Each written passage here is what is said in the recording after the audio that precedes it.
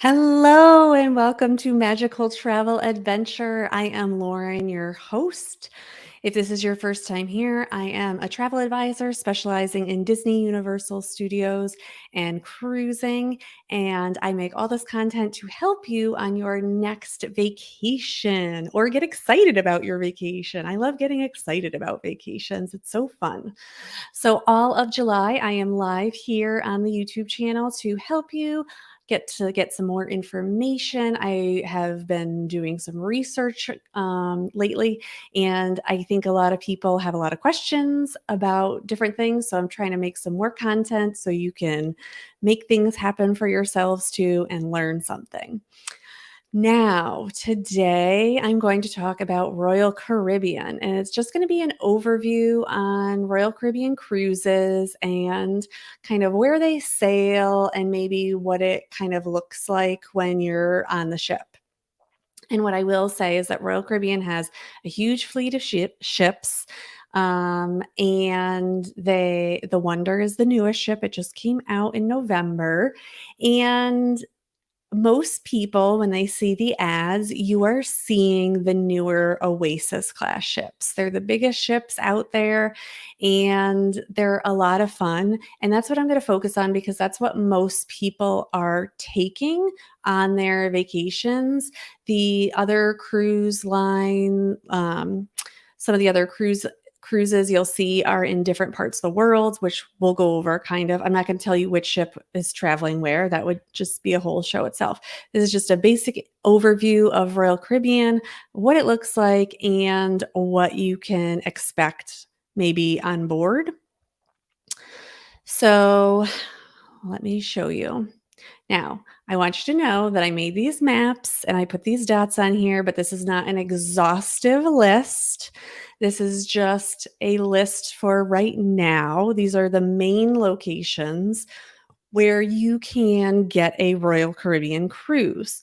So, as you can see, it's spread out on the East Coast. You have some in the Gulf of Mexico, you have some out in California, and you have some out in Seattle and Vancouver. So I am not going to read you a list. I'm sure that you can read these. I know sometimes they're cities, sometimes they're states. It just was easier when there were multiple locations and things like that. What it was that I was writing down. Like Alaska has a few locations. Quebec is mostly Quebec City. British Columbia, there are a few in British Columbia, so I didn't want to narrow that down. And I do want to let you know that Miami, Tampa, Fort Lauderdale, and Orlando are obviously all in Florida, so they are spread out, but they do go out of the four major ports there, in New Jersey and Boston, Massachusetts. You can get some Louisiana, San Diego, and Los Angeles. Los Angeles is a newer port. There are some in Texas, typically Galveston, and there is some in Hawaii with also some in Seattle. So I guess I did just read the list to you. There you go. But I'm saying that because people think of cruising and they always think like, oh, I have to go to Florida. And you don't need to go to Florida. I live up in New England, so I love it that I could take some ship out of Boston, or I could go to New Jersey and I could get on a cruise. That means I don't have to fly anywhere, which is a huge cost savings when we're talking about a cruise. So I really like that idea that, I could just drive to the port that day, get on a cruise ship, and go. Now, if you're in California and you live closer to San Diego or Los Angeles, this is also a great option for you because you have obviously options while you are there that you can get onto. Now, if we look in the world where Royal Caribbean goes, now, this is obviously a little broader. And again, I didn't want to say specific ports or even specific locations because we're still in COVID-ish times and not everything is open. So I want to make sure that you just see the general area. I did not re-put everything on the United States, okay, or Canada, but yes, they also go to Canada. And guess what? Royal Caribbean goes to the Caribbean. I know, So surprising, right? But the big ones I would say right now are out of Singapore and Australia. Australia's like opening up. Israel, Sweden, Netherlands, in Spain, Cyprus, Italy, England, Denmark, Barbados, Puerto Rico, Colombia, and Panama, typically going through the Panama Canal. So these are all locations around the world that you also could take a cruise. I will say that more would open up in Asia as, COVID improves. So there is also an around the world cruise that Royal Caribbean does, and it's a cruise that starts in January 2023 and will go around the world. You will go to all 7 continents, and I think it's 244 days. It's World cruises are back. So you can do one of the legs, one of the sections for, 30, 40 days, or you can do all of the legs together and do the world cruise. So that is also an option. If you are a homeschooling parent, this might be a great option for you and your family so your kids can see the world. Now, when you see the Royal Caribbean ships, as I said, you are typically seeing those Oasis class ships. This is the Odyssey of the Sea, but you're typically going to see the larger ships in commercials and online and featured. So we're going to talk about the Oasis of the Seas for the Oasis class ships. But there are 7 neighborhoods in this, and I'm not going to talk about all of them.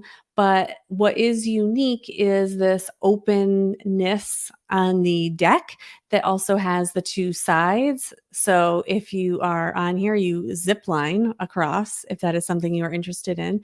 Or, of course, this is the pool deck. So you have these pool areas, and this is what it looks like inside from this location. Like if I was down here, I guess I would be like up in this room. But this is what it looks like down here. This back area is the aqua coaster. Not the aqua coaster, sorry. I've been watching too much of the Wish stuff. It's the aqua theater. So they actually put on shows that are in the water in the back of the ship, as long as it is safe to do so, depending on weather. But these are also considered balcony staterooms on these ships. So they are considered neighborhood balconies, and that might be something of interest of you. Instead of looking out on the ocean, you might want to be looking out on the balcony where things are going on. This is an example of part of that pool deck that I was showing you before.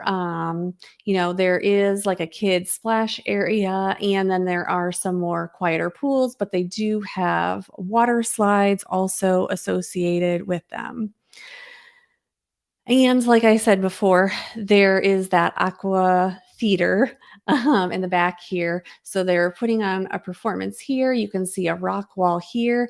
These are some of the suites that are available. So you wouldn't even have to sit down here for the show. You would be able to be in your room. There is also a carousel on a lot of them, and I'm just trying to highlight some of the things that you might see on the ship. These ships are ships that you want to be on. You don't necessarily want to get off these ships because there's so much to do on them and there's so much fun. Now, if we want to talk about staterooms, most all of cruising, ocean cruising, has the same kind of staterooms. Inside, ocean view, balcony, and then suites. So this is an example of an inside stateroom. It's not the full picture. What I was trying to show you was the screen. This is a screen of outside of the ship. So a lot of times on some of the ships, you will get this screen on an inside stateroom that is showing you things that are going on outside of the ship. So it kind of feels like, you're maybe in a balcony stateroom. And then they have these cute shades here so you can cover it up at night. I think it's just a great experience. It's floor to ceiling, and it's kind of cool to see what it looks like outside. Now, this is an ocean view stateroom. So, as you can see, there is a porthole here, there is a bed here, and this also turns into a bed. This is a tiny TV. If you've ever been on a cruise before, TVs are small. So, don't expect to be getting any. Some of the cruise ships do have 32-inch TVs, but they're not as common right now. Now, this is a balcony stateroom, and as you can tell, it's not that different. This is the balcony out here. So the only difference, I'm going to go back, is right here you had that porthole, and on this one, now you have this balcony area out here. They do all have their own individual bathrooms. I didn't do pictures of that.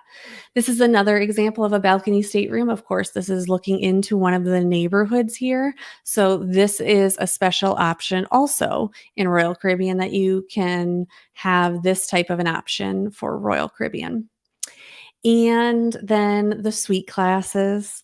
And Royal Caribbean does not disappoint with suite classes. They have lots of different suite classes, but this is one of their loft studios that they have. So your bed is up here, other people can sleep down here. There's tables down here, a bathroom up here, a bathroom up here, stairs, and obviously there is a balcony there. So you have to kind of decide when you're doing a Royal Caribbean cruise, what is it that you want to, what are the accommodations that you're looking for? So, a lot of times, what I will say for cruising is you have to, your big decision is, are you going for a specific ship or are you going for a specific destination? So, picking a cruise, that's the big thing that you're looking for. Are you going for the ship or are you going for the destination?